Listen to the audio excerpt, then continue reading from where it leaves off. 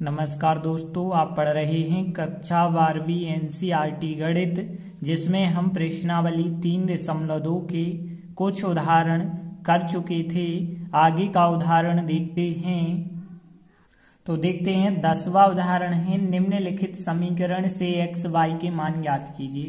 तो देखिए, एक समीकरण आव्यूह के रूप में दिया गया है और हमें कहा गया है x y के मान ज्ञात कीजिए। तो देखिए, हमें दिया गया है कि 2 और एक आव्यूह फिर प्लस एक आव्यूह का मान एक आव्यूह के बराबर है। तो इसे हमें हल करके x y के मान ज्ञात करना है। तो कैसे हल करेंगे? तो एक चीज आपको पता है, किसी भी आव्यूह के आगे कोई संख्या होती है तो उस संख्या का हर एक अवयव से गुणा करना पड़ता है। तो 2 का गुणा x से होगा तो 2x होगा, 2 का 5 से यदि आप करेंगे तो 10 हो जाएगा, 2 का 7 से करेंगे तो 14 हो जाएगा, 2 का y-3 से करेंगे तो देखिए यहाँ पे 2y होगा, -3 से जब आप करेंगे तो कितना हो जाएगा 6, और प्लस हमें जो आव्यूह दिया गया था अभी वो आव्यूह हमने लिखा। अब देखिए यहाँ पे बराबर में जो आव्यूह दिया गया है वो भी आपको लिखते चलना है। तो यहाँ पे बराबर वाली संख्याओं को भी लिखते गए। अब देखिए, पहला आव्यूह प्लस दूसरा आव्यूह, यदि हम इन दोनों आव्यूहों को जोड़ दें तो जोड़ना पता है आपको, संगत अवयवों का जोड़ना होता है।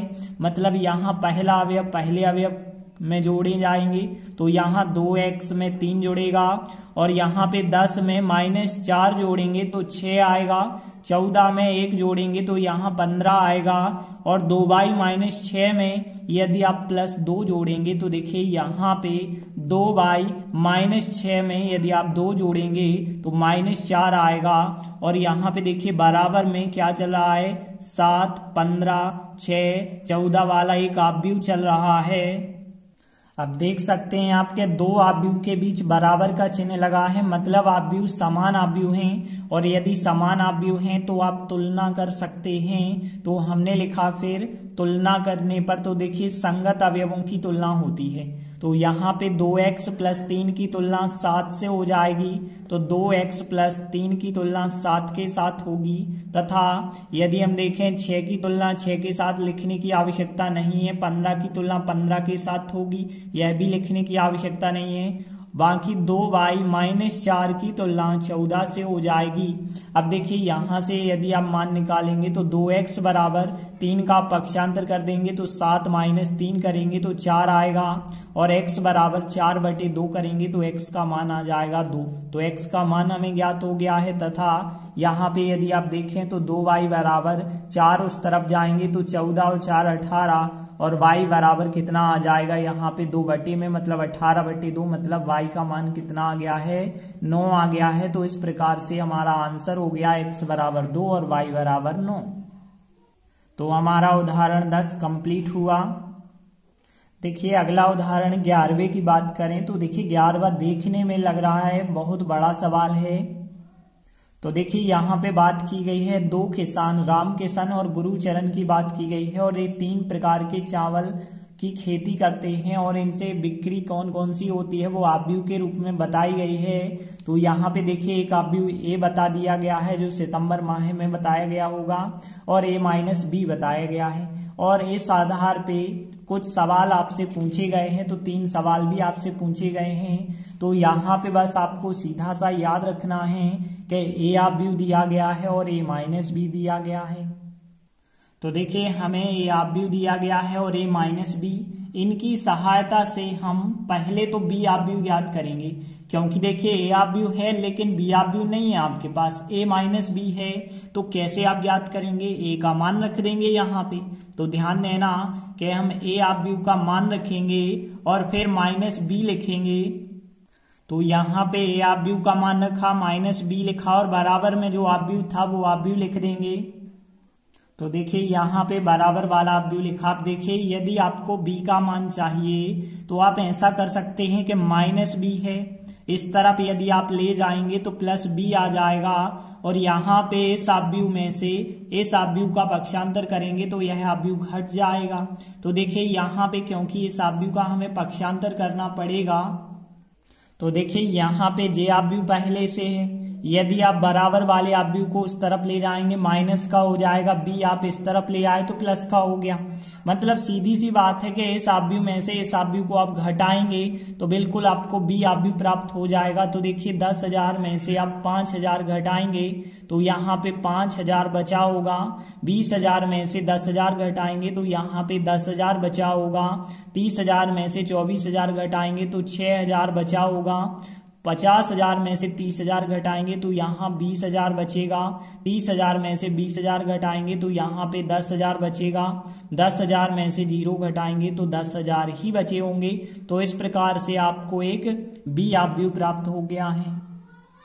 अब देखिए आपके पास पहला क्वेश्चन था प्रत्येक किसान की प्रत्येक प्रकार के चावल की सितंबर तथा अक्टूबर की सम्मिलित बिक्री ज्ञात कीजिए। तो यहाँ पे जो दिया गया है ए आव्यूह सितंबर की बिक्री दी गई है और बी आव्यूह जो है अक्टूबर की दर्शाता है और हमें दोनों की मिला करके चाहिए तो हम दोनों आव्यूहों को जोड़ देंगे तो पहले का उत्तर हो जाएगा। तो पहले सवाल का आंसर आप कैसे निकालेंगे? सम्मिलित बिक्री आपको ज्ञात करनी है, मतलब ए आव्यूह में बी आव्यूह को आपको जोड़ना होगा। तो यहाँ पे ए आव्यूह का मान रखा, प्लस लगा के हमने बी आव्यूह का मान रखा। आप देखिए दोनों को यदि आप जोड़ेंगे तो 10,000 और 5,000 यदि आप जोड़ेंगे तो यहाँ तो 15,000 आ जाएगा और 20 और 10,000 जोड़ेंगे तो यहाँ आएगा 30,000 आएगा। 30,000 और 6,000 और जोड़ेंगे तो 36,000 आ जाएगा। यहाँ पे 50 और 20,000 और जोड़ेंगे तो यहाँ 70,000 आ जाएगा। 30 और 10 जोड़ेंगे 10,000 तो 40,000 आ जाएगा। 10,000 और 10,000 जोड़ेंगे तो कितना आ जाएगा? 20,000 आ जाएगा। तो यह हो जाएगी सम्मिलित बिक्री सितंबर और अक्टूबर माह की। देखिए अगला सेकंड यदि देखें तो सितंबर की अपेक्षा अक्टूबर में बिक्री में कितनी कमी हुई है? कमी में घटाना किया जाता है, मतलब हमें ए माइनस बी का मान बताना होगा। तो देखिए हमें ए माइनस बी ज्ञात करना होगा। तो ए आव्यूह में से बी आव्यूह घटाने की आवश्यकता बिल्कुल नहीं है। क्यों नहीं है? क्योंकि ए माइनस बी का मान पहले से आपको पता है तो यही हम लिख देंगे। तो यह हो जाएगा फिर दूसरे का आंसर। ए माइनस बी का मान पहले से हमें पता था तो बिल्कुल वही आप लिख देंगे। इसके बाद देखिए इसी का तीसरा क्वेश्चन देखें, यदि दोनों किसानों को कुल बिक्री पर 2% लाभ मिलता है तो हमें केवल अक्टूबर माह में जो बिक्री पे लाभ मिलेगा वो ज्ञात करना है। और अक्टूबर माह को हमने जो है बी आव्यूह के द्वारा बताया, तो बी का हमें 2% निकालना होगा कि बी पे 2% लाभ कितना होगा, केवल अक्टूबर पे निकालना है। और अक्टूबर को हम बी आव्यूह के द्वारा दर्शा रहे तो हम बी का 2% निकालेंगे। तो हमें बी का 2% निकालना है। अब देखिए 2% को आप लिख सकते हैं 2/100 और का मतलब होता है गुणा, ठीक है ना। तो आप ऐसा लिख सकते हैं कि 2/100 गुणित बी। अब देखिए यहाँ पे 2/100 हमने लिखा और फिर जो है यहाँ पे बी आव्यूह का मान रख देंगे। तो देखिए यहाँ पे 2/100 लिखा और बी आव्यूह जो था वो बी आव्यूह का हमने मान रखा। देखिए आगे अब कैसे आप सॉल्व करते हैं, देखिए 2/100 से अब गुणा करना होगा हर एक अवयव से, और हर एक अवयव से यदि आप करेंगे तो देखिए 2/100 का यहाँ भी गुणा होगा 5,000 से। 2 0 कट जाएंगे, 50 गुणित 2 कितना आ जाएगा यहाँ पे 100। यहाँ 2/100 का गुणा करेंगे तो 2 0 कट जाएंगे और 100 और 2 का गुणा करेंगे तो कितना आएगा यहाँ 200। यहाँ भी 2 0 से 2 0 कट जाएंगे, 60 का गुणा 2 से करेंगे 120 आएगा। 2/100 का गुणा इससे करेंगे तो 2 0 कट जाएगा। 200 का गुणा 2 से करेंगे तो 400 आएगा। यहाँ 2 0 कट जाएंगे, 100 का गुणा 2 से करेंगे तो 200 आएगा। यहाँ 2 0 कटेंगे, 100 का गुणा 2 से करेंगे तो यहाँ भी 200 आएगा। अब देखिए यही आंसर होगा। और इस आंसर को और अच्छे से आप कैसे बताएंगे, हमें पता है जो पहली लाइन है, पहली पंक्ति है, ये किस किसान की है, राम किशन के बारे में है। तो यहाँ पे हम लिख लेते हैं राम किशन। और दूसरी जो पंक्ति है, दूसरी लाइन जो है किसकी है, ये गुरुचरण सिंह की है। तो यहाँ पे आप लिख देते हैं कि गुरुचरण सिंह। अब देखिए यहाँ पे यदि हम बात करें, ये पहले प्रकार का चावल है, ये दूसरे प्रकार का है, ये तीसरे प्रकार का है। तो आप ऐसा लिख सकते हैं कि राम किशन को प्रत्येक प्रकार के चावल पर 100 रुपये, 200 रुपये और 120 रुपये का लाभ होता है, जबकि गुरुचरण सिंह को 400 रुपये, 200 रुपये और 200 रुपये का लाभ होता है। तो आप लास्ट में यह लाइन लिख सकते हैं कि इस प्रकार अक्टूबर माह में यदि हम राम किशन की बात करें तो प्रत्येक प्रकार के चावल बिक्री पर इसे 100 रुपये, 200 रुपये और 120 रुपये का लाभ होता है, जबकि जो गुरुचरण सिंह किसान हैं इनके लिए प्रत्येक प्रकार की चावल बिक्री पे 400 रुपये, 200 रुपये और 200 रुपये का लाभ होता है। तो इस प्रकार से हमारा उदाहरण 11 कंप्लीट होता है। अगला उदाहरण 12वां यदि हम देखें तो एक आव्यूह ए दिया गया है, दूसरा आव्यूह बी दिया गया है। हमें ए और बी का गुणनफल ज्ञात करना है, ए बी ज्ञात करना है। तो समझ लेते हैं कि दो आव्यूहों का गुणा कैसे किया जाता है। देखिए यहाँ पे ध्यान देना, पहला नियम क्या है कि दो आव्यूहों का गुणनफल तभी संभव है जब उनकी कोटियों में, ध्यान रखना, पहले आव्यूह की कोटि क्या है यदि आप देखें तो 2/2 का है आव्यूह। यहाँ 2 पंक्तियां हैं, 2 स्तंभ हैं, लेकिन इसमें यदि आप देखें तो 2 पंक्तियां हैं और 3 स्तंभ हैं। एक चीज यहाँ पे देखें कि यहाँ पे स्तंभों की संख्या और यहाँ पंक्तियों की संख्या बराबर होनी चाहिए। पहले आव्यूह के स्तंभ की संख्या, ध्यान देना, पहले आव्यूह के स्तंभ की संख्या और दूसरे आव्यूह की पंक्तियों की संख्या यदि बराबर है तभी उनका गुणनफल संभव है। और देखिए यहाँ पे जो उनका आंसर आता है, देखिए यहाँ स्तंभ और पंक्ति समान है, इन दोनों को छोड़ दें, बाकी बचा 2 × 3, तो आंसर जो आएगा वो 2/3 का एक आव्यूह आपको प्राप्त होता है। यह हो गया पहला नियम। दूसरा नियम, ध्यान रखें आप, किसी भी पंक्ति का गुणा पूरे स्तंभ से होता है। ध्यान रखना, पंक्ति का गुणा पूरे स्तंभ से किया जाता है। जैसे आप पहली पंक्ति का गुणा पहले स्तंभ से करते हैं तो फिर A11 आता है। यदि आप पहली पंक्ति का गुणा दूसरे स्तंभ से करते हैं तो यहाँ पे A12 आता है। पहली पंक्ति का गुणा तीसरे स्तंभ से करते हैं तो A13 आता है। और भी आगे देखें, यदि हमने दूसरी पंक्ति का गुणा पहले स्तंभ से किया तो A21 आएगा। तो यहाँ पे इस प्रकार से जो है अवयव आपको प्राप्त होते हैं। ध्यान रखना कि पंक्ति का गुणा स्तंभ से करना होगा। तो हम यहाँ पे देखेंगे ए आव्यूह और बी आव्यूह का गुणा कैसे करेंगे। देखिए हमें निकालना है ए और बी का गुणनफल। तो पहले हमें ए आव्यूह को लिखना होगा जो कि कितना है, 6, 9, 2, 3 है। और फिर हमें बी आव्यूह को लिखना होगा, कितना है यहाँ पे 2, 6, 0 है, 7, 9, 8 है। देखिए अब दोनों का गुणा कैसे करते हैं, तो गुणा अच्छे से आपको आना चाहिए। तो यहाँ पे ध्यान देना, गुणा कैसे करते हैं। पंक्ति का गुणा स्तंभ में होता है। तो देखिए पंक्ति यदि हम देखें तो पहली पंक्ति हमने 6, 9 ली। ध्यान देना यहाँ पे कैसे पंक्ति का गुणा स्तंभ से होता है। यदि हम देखें तो यहाँ पे एक आव्यूह जे था और दूसरा आव्यूह इस प्रकार से था। तो यहाँ पे अब ध्यान देना कि यहाँ पे इस पंक्ति का गुणा हम इस स्तंभ से करेंगे, फिर इस पंक्ति का गुणा इस स्तंभ से करेंगे, फिर इसका गुणा इसके साथ करेंगे। तो देखिए यहाँ पे यदि इसका गुणा इसके साथ करेंगे तो पहली पंक्ति का पहले स्तंभ के साथ कर रहे हैं तो A11 आएगा। फिर देखिए और संगत गुणा होता है, 6 का गुणा 2 से होगा, 12 आएगा और 9, 7, 63 आएगा। और दोनों का फिर आपको यहाँ पे टोटल करना होगा। तो देखिए यहाँ जब 6, 9 का यदि हम 2, 7 से करेंगे तो 6 का 2 के साथ होगा 12 आएगा, 9 का 7 के साथ होगा तो कितना आएगा 63। फिर देखिए अभी हमने पहली पंक्ति का गुणा पहले स्तंभ से किया है तो 11 आया है। यदि हम पहली पंक्ति का दूसरे स्तंभ से गुणा करते तो A12 आता और यहाँ 6 का 6 से करते 36 आता, 9 का 9 से करते 81 आता। तो यहाँ पे देखिए पहली पंक्ति का जब हम दूसरे स्तंभ से करेंगे तो कौन सा अवयव आएगा, 12। यहाँ 11 लिखेंगे, यहाँ 12 लिखना होगा। 6 का 6 से करेंगे 36, 9 का 9 से करेंगे तो 81 आएगा। अब देखिए पहली पंक्ति का तीसरे स्तंभ से गुणा करेंगे तो कौन सा अवयव आएगा, A13 आएगा। और A13 तो आपको यहाँ लिखना होगा, 6 का 0 से करेंगे 0 आएगा, प्लस 9 का 8 के साथ करेंगे तो कितना आएगा 72। ठीक है ना। तो इस प्रकार से आएगा। अब देखिए अभी हमने पहली पंक्ति का गुणा पहले स्तंभ से कर लिया, दूसरे से कर लिया, तीसरे से कर लिया। अब हम जो है दूसरी पंक्ति लेंगे। दूसरी पंक्ति का गुणा पहले स्तंभ, दूसरे स्तंभ, तीसरे स्तंभ से करेंगे तो 2 3 का गुणा 2 7 से करेंगे तो देखिए दूसरी पंक्ति का पहले स्तंभ से करेंगे 21 आएगा, दूसरी पंक्ति का दूसरे स्तंभ से करेंगे 22 आएगा, दूसरी पंक्ति का तीसरे स्तंभ से करेंगे तो ये 23 आएगा। इस टाइप से आएगा ना।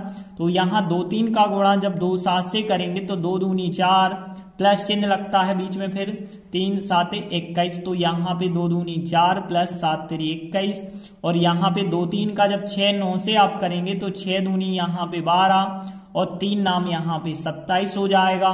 फिर इसका गुणा जब आप इसके साथ करेंगे तो 2 का 0 के साथ 0 आएगा, 3 का 8 के साथ करेंगे तो कितना आएगा 24। इसके बाद देखिए हम क्या कर देंगे, टोटल कर देंगे।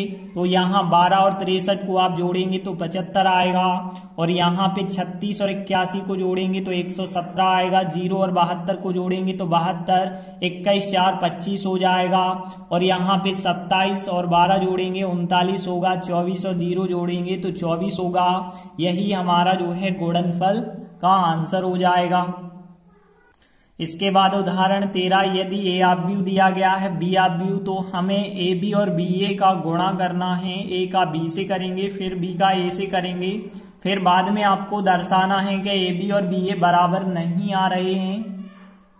तो देखिए सबसे पहले हम ए बी ज्ञात करते हैं, फिर बाद में बी ए ज्ञात करेंगे, और ए बी ज्ञात करना है तो इसका मतलब ए आव्यूह का मान रखेंगे, फिर आगे जो है बी आव्यूह का मान रखेंगे।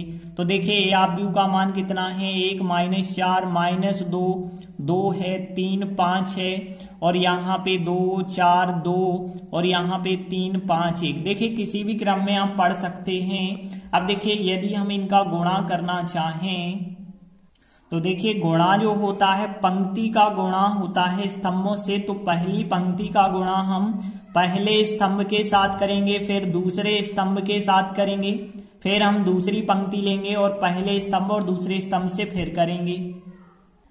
तो देखिए यहाँ पे हम पहली पंक्ति लेते हैं, इसका पहले स्तंभ से गुणा करेंगे तो आपको पता है पहली पंक्ति के पहले स्तंभ से गुणा करेंगे तो ये 11 का मान आएगा, और इन सबको प्लस करके लिखना होगा। देखिए यदि आप देखें तो 1 का गुणा 2 के साथ होगा तो यहाँ पे कितना आएगा 2 आएगा, 2 का गुणा -4 के साथ होगा -8, 3 का गुणा 2 के साथ होगा तो 3 दूनी 6 आएगा। इस प्रकार से आएगा ना। अब देखिए यदि आप पहली पंक्ति का गुणा दूसरे स्तंभ से करते तो ये 12 का मान आता, यहाँ भी सबको प्लस करके लिखना होगा। 1 का गुणा 3 के साथ करेंगे 3 आएगा, फिर -2 का 5 के साथ करेंगे तो -10, 3 का गुणा 1 के साथ करेंगे तो +3 आएगा। और देखिए यहाँ पे अभी हमने पहली पंक्ति का गुणा किया है पहले स्तंभ और दूसरे स्तंभ के साथ। अब हम दूसरी पंक्ति लेते हैं और पहले और दूसरे स्तंभ से करेंगे, तो दूसरी पंक्ति का पहले स्तंभ से करेंगे तो 21 आएगा, मतलब यहाँ पे लिखना है। -4 का 2 से करेंगे -8, 2 का 4 से करेंगे तो +8, 5 का 2 से करेंगे तो +10 आएगा। यहाँ पे इसका गुणा यदि आप दूसरे कॉलम से कर देते हैं तो ये 22 आएगा, तो यहाँ पे आपको लिखना होगा। देखिए -4 का 3 से करेंगे -12, 2 और 5 का गुणा करेंगे तो यहाँ पे 10, 5 और 1 का गुणा करेंगे तो +5 आएगा। इस प्रकार से इनका गुणा होगा, और इन्हें आप यदि सॉल्व करेंगे तो देखिए यहाँ पे क्या प्राप्त होगा। 6 और 2 धन के 8 और ऋण के 8, यहाँ तो 0 आएगा। 3 3 धन के 6 हैं, लेकिन यहाँ पे 10 माइनस के हैं, मतलब यहाँ माइनस के 4 बचे होंगे। 8 से 8 कट गए, यहाँ पे 10 बचा होगा। देखिए माइनस के हैं 12, और यदि हम देखें तो 10 और 5 15 हो गए प्लस के, मतलब यहाँ पे 3 और बच जाए। तो देखिए इस प्रकार से हमें ए बी का गुणनफल प्राप्त हो चुका है।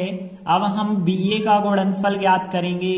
तो देखिए बी और ए का, तो पहले हमें बी आव्यूह को रखना होगा, फिर बाद में हम ए आव्यूह को रखेंगे। तो देखिए बी आव्यूह का मान जो भी है, तो बी आव्यूह का मान हमने रखा, फिर बाद में ए आव्यूह का मान रखेंगे। 1 -4 -2 2 3 5। तो देखिए यहाँ पे अब हमें बी ए ज्ञात करना है, तो पहले बी वाला आव्यूह रखेंगे, बाद में ए वाला आव्यूह रखेंगे। अब यहाँ पे भी वैसे ही गुणा करेंगे। तो देखिए यहाँ पे हम पंक्ति का गुणा स्तंभ के साथ करेंगे, तो पहली पंक्ति का गुणा पहले स्तंभ के साथ, फिर दूसरे स्तंभ के साथ, फिर तीसरे स्तंभ के साथ करना होगा। जब हम पहली पंक्ति का पहले स्तंभ के साथ गुणा करते हैं तो ये 11 आता है, फिर ये 12 आएगा, फिर ये 13 आएगा, और फिर यहाँ पे इसी टाइप से फिर आप दूसरी पंक्ति का गुणा इन तीनों से करेंगे, फिर तीसरी पंक्ति का गुणा करेंगे तीनों से। तो देखिए यहाँ पे यदि हम बात करें पहली पंक्ति का गुणा पहले स्तंभ से तो ये 11 आएगा, और जोड़ के आपको लिखना है 2 एकम 2, 3 और 4 का करेंगे -4 का तो माइनस के 12 आएगा। मतलब यहाँ पे 2 - 12, क्योंकि 2 एकम 2, 3 चौके 12, 2 का अब देखिए इसका हम दूसरे से करेंगे तो ये 12 आएगा कि नहीं आएगा, दूसरे कॉलम से करेंगे 2 और -2 का करेंगे तो माइनस के 4, 3 और 2 का करेंगे तो प्लस के 6। अब देखिए पहली पंक्ति का हम तीसरे कॉलम से यदि करते हैं तो ये 13 आएगा, 2 और 3 का गुणा करेंगे तो 6 आएगा, 3 और 5 का गुणा करेंगे तो +15 आएगा। देखिए जो भी गुणा आता है इन दोनों का वो सब प्लस करके आपको लिखना है। अभी हमने पहली पंक्ति का गुणा तीनों कॉलम से किया, आप दूसरी पंक्ति लेंगे 4, 5, इससे गुणा फिर इससे करेंगे। तो देखिए हम दूसरी पंक्ति का यदि पहले कॉलम से गुणा करेंगे तो ये 21 का मान आएगा। तो देखिए यहाँ पे 4 का गुणा हम 1 के साथ करेंगे, 5 का गुणा -4 के साथ करेंगे तो 4 का 1 से करेंगे, 5 का -4 के साथ करेंगे तो कितना आएगा, यहाँ पे 20 आएगा। देखिए फिर यहाँ पे इसका गुणा आपको इसके साथ करना होगा। तो देखिए जब आप गुणा करेंगे 4 का -2 के साथ तो -8, 5 का 2 के साथ करेंगे तो 10 आएगा, फिर 4, 5 का आप इसके साथ करेंगे तो 4 3 यहाँ पे 12 आएगा, 5 5 का गुणा करेंगे तो 25 आएगा। अब देखिए आपको फिर तीसरी पंक्ति का गुणा भी पहले दूसरे तीसरे स्तंभ से करना है तो आएगा 31 आएगा, फिर 32 आएगा, फिर 33 आएगा। तो देखिए 2 1 का गुणा 1 4 के साथ आप कैसे करेंगे, 2 एकम 2 हो जाएगा, 1 और -4 का करेंगे तो -4 आएगा, और फिर 2 1 का गुणा -2 और 2 से करेंगे तो 2 दूनी 4 माइनस के आ गए, और 1 और 2 का करेंगे तो यहाँ पे 2 आएगा। फिर 2 1 का यदि आप 3 5 से करेंगे तो 3 दूनी 6 आएगा, और 1 और 5 का करेंगे तो यहाँ पे +5 आ जाएगा। और देखिए यदि आप इन्हें सॉल्व करेंगे तो क्या प्राप्त होगा, 2 - 12 करेंगे तो यहाँ पे -10 आएगा, 4 में से 20 घटाएंगे -16 आएगा, 2 में से 4 घटाएंगे -2 आएगा। यहाँ पे देखिए -4 + 6 मतलब यहाँ पे 2 प्राप्त होगा, यहाँ पे भी आपको 2 प्राप्त होगा, लेकिन यहाँ -2 प्राप्त होगा। अब देखिए यहाँ पे 16 और 5 जोड़ेंगे 21 हो जाएगा, यहाँ 25 12 37 हो जाएगा, और यहाँ पे 6 5 11 हो जाएगा। तो इस प्रकार से देखिए BA का गुणनफल प्राप्त हो चुका है। तो देखिए यहाँ AB का गुणनफल इतना आया था और BA का गुणनफल इतना आया था, तो आप कह सकते हैं कि यहाँ स्पष्ट है कि AB का मान BA के बराबर नहीं है, AB का मान BA के बराबर नहीं है, क्योंकि यहाँ 2/2 का अवयव है जबकि यहाँ 3/3 का अवयव आया है। तो यहाँ पे AB और BA बराबर नहीं आएंगे। इस प्रकार से उदाहरण 13 कंप्लीट हुआ। इसके बाद देखिए उदाहरण 14 की बात करें, एक अवयव A दिया गया है और एक अवयव B दिया गया है। AB का यदि गुणा करोगे तो इतना आएगा और BA का गुणा करोगे तो इतना आएगा। तो इनसे क्या निष्कर्ष निकलता है, तो देखिए दिया है में क्या लिखेंगे आप, एक अवयव A दिया गया है, एक अवयव B दिया गया है, और जो AB का गुणनफल है कितना है 0 - 1 0 है, तथा यदि हम बात करें कि BA का जो गुणनफल है वो कितना दिया गया है आपके लिए 0 1 -1 और 0 दिया गया है। यहाँ पे आप देखें यदि तो AB का जो मान है वो BA के मान के बराबर नहीं है। तो देखिए यहाँ स्पष्ट है कि AB का मान BA के मान के बराबर नहीं आया है। अतः हम कह सकते हैं कि जो अवयव का गुणा होता है वो क्रम विनिमय नियम का पालन नहीं करता है, क्योंकि क्रम यदि बदल दिया जाए, जैसे हमने A और B का गुणा किया होगा तो इतना आया, B और A का गुणा किया तो इतना आया, तो आंसर दोनों के बराबर नहीं आए। इसका मतलब यह है कि जो अवयव हैं वो गुणा में क्रम विनिमय नियम का पालन नहीं करते हैं। तो हम कह सकते हैं अतः आव्यूह गुणा वाले क्रम विनिमय का नियम का पालन नहीं करते हैं, मतलब जो है गुणन क्रम विनिमय नहीं होते हैं, ऐसा निष्कर्ष निकलता है। तो हमारा उदाहरण 14 भी कंप्लीट हुआ। इसके बाद देखिए उदाहरण 15, एक आव्यूह दिया गया है, दूसरा आव्यूह बी दिया गया है और हमें ए बी का गुणा करना है। तो देखिए यहाँ पे हम ए बी कैसे निकालते हैं। ए बी निकालना है तो पहले हमें ए आव्यूह लिखना पड़ेगा और ए आव्यूह के बाद फिर हमें बी आव्यूह लिखना होगा। तो देखिए यदि आपको ए बी का गुणनफल ज्ञात करना है तो पहले ए आव्यूह बाद में बी आव्यूह लिखते हैं, लेकिन यदि आपको बी ए निकालना होता तो पहले बी लिखते बाद में ए लिखते। अब देखिए इनका गुणा कैसे होगा। तो देखिए गुणा जो होता है पंक्ति का स्तंभों से होता है, तो पहली पंक्ति का पहले स्तंभ से करेंगे, फिर पहली पंक्ति का हम दूसरे स्तंभ से करेंगे, फिर दूसरी पंक्ति का पहले स्तंभ से और दूसरे स्तंभ से करेंगे।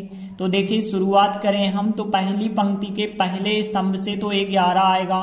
तो देखिए 11 क्या आता है, यहाँ पे आप ध्यान देना। तो यहाँ पे 0 1 का 3 0 से करेंगे तो 0 का 3 से करेंगे तो 0 आएगा, -1 का 0 से करेंगे तो भी 0 आएगा। अब 0 चाहे आप माइनस का लगाएं प्लस का कोई अंतर नहीं आएगा। फिर देखिए पहली पंक्ति का यदि हम दूसरे स्तंभ से करेंगे तो ये 12 आएगा और यहाँ पे 0 का गुणा हमें 5 से करना होगा तो 0 आएगा। -1 का 0 से करेंगे तो भी 0 आएगा, चाहे माइनस लगा दें प्लस कोई अंतर नहीं है। पहली पंक्ति का पहले स्तंभ से कर लिया, पहली पंक्ति का हमने दूसरे स्तंभ से कर लिया। अब हम दूसरी पंक्ति का पहले स्तंभ से करेंगे, 21 आएगा। दूसरी पंक्ति का फिर दूसरे स्तंभ से करेंगे तो 22 आएगा। देखिए 0 0 का यदि आप 3 0 से करेंगे तो 0 का 3 से 0 होगा, 0 का 0 से 0 होगा, मतलब 0 + 0। इसका यदि आप 5 0 से करेंगे तो भी आएगा 0 + 0। मतलब यहाँ पे और आगे सॉल्व करने पे आप देखेंगे तो 0 0 0 0 आ चुका है। तो ए बी का गुणनफल क्या आ गया है, 0 0 0 आ चुका है। मतलब पूरा का पूरा क्या है, यह एक शून्य आव्यूह आ चुका है। तो देखिए यहाँ दोनों आव्यूहों का जो गुणनफल आया है वो एक शून्य आव्यूह प्राप्त हुआ है। देखिए आप ध्यान देना, यहाँ पे एक आव्यूह ए था, एक आव्यूह बी था। यदि आपने दोनों का गुणा किया तो बिल्कुल शून्य आया, लेकिन ए आव्यूह शून्य आव्यूह नहीं था और बी आव्यूह भी शून्य आव्यूह नहीं था। तो यहाँ पे क्या निष्कर्ष निकलता है। तो देखिए यहाँ पे हम क्या लिखेंगे कि यदि दो आव्यूहों का गुणनफल एक शून्य आव्यूह है तो यहाँ पे आवश्यक नहीं है कि ए आव्यूह शून्य आव्यूह हो या बी आव्यूह शून्य आव्यूह हो। तो देखिए इस प्रकार से अंतिम लाइन लिखेंगे, अतः यदि दो आव्यूहों का गुणनफल एक शून्य आव्यूह आया है तो यह आवश्यक बिल्कुल नहीं था कि जो ए और बी दो आव्यूह थे इनमें से जरूरी हो कि कोई आव्यूह शून्य आव्यूह है। जरूरी हो को यहाँ अनिवार्यतः लिखा गया है। तो इस प्रकार हमारा उदाहरण 15 कंप्लीट होता है। आगे के वीडियो में हम आगे के उदाहरण करेंगे। तब तक के लिए धन्यवाद।